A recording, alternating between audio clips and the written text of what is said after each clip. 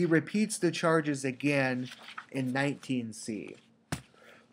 So I'm going to turn to 19c in my text and read that passage for us.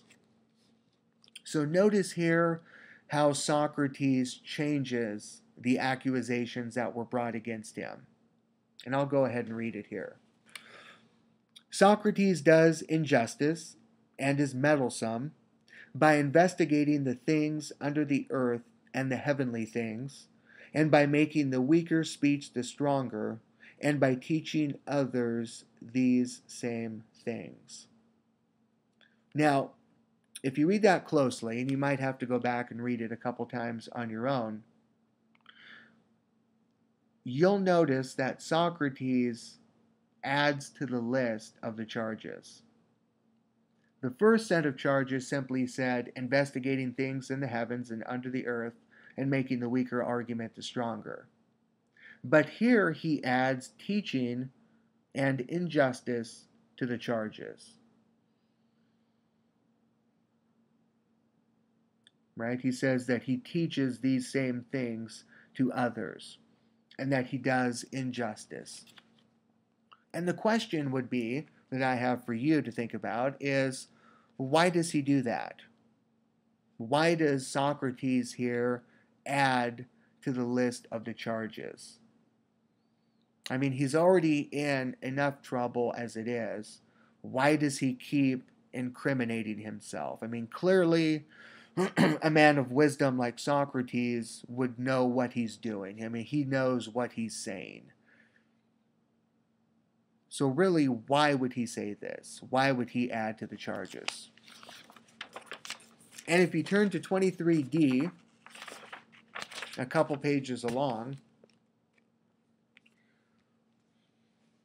at the very end of page 6 on the PDF document that I posted on Angel, Socrates again adds to the charges.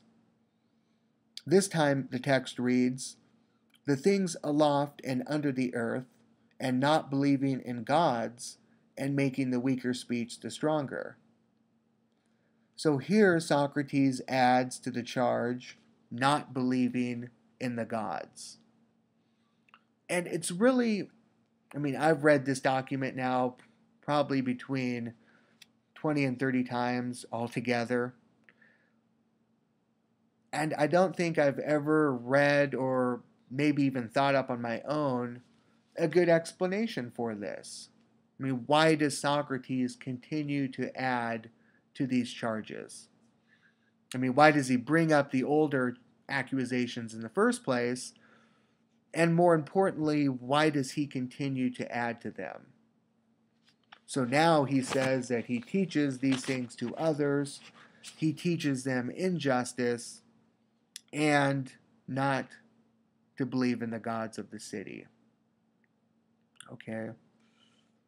Maybe without Socrates coming back from the dead, we'll never know the answer, but it's something to think about.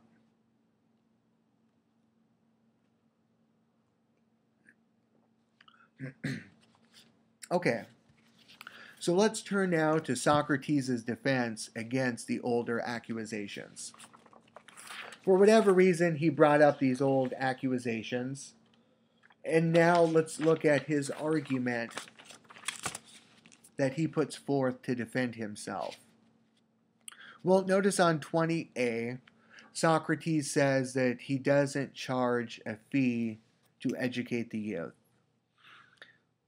And, I mean, my response would be, okay, so what? I mean, what does that really prove? I mean, the old accusations say that you teach injustice, you teach people not to believe in the gods, to make the worst argument the stronger, etc., etc. So what does not charging a fee to educate the youth really have to do with anything? Okay. 21a, Socrates brings up the famous Delphic oracle. And here, in this context, he talks about a person named Chaerephon. And he relates how Chaerephon went to the oracle at Delphi and made an inquiry to the oracle. And what Chaerephon asked was whether there was anyone wiser than Socrates. And of course, the oracle responds in 21a that no one is wiser than Socrates. Okay. Now it's really interesting at the end of that paragraph. Socrates says, and concerning these things, his brother, or Chaerephon's brother, will be a witness for you, since he himself has met his end. In other words, what he's saying here is that Chaerephon himself is dead. And it's almost comical that the star witness of Socrates' defense is a dead person. And I'm no lawyer, but I know enough about law to where if you're going to defend someone or defend yourself, your star witness shouldn't be a dead person. Okay? And it's almost funny here, this account, because of course the jury can't call Chaerephon to come into their midst and to testify to the truth of this. And yet Socrates says that we should take Chaerephon's word for it. That he went to the Delphic oracle, asking the oracle if anyone was wiser than Socrates, and the oracle only responds by saying that no one was wiser than Socrates. Now, just a side note here, the oracle in Delphi was a very trusted religious authority for the Greeks. So much so that Greeks would travel from far distances to seek the wisdom of the oracle.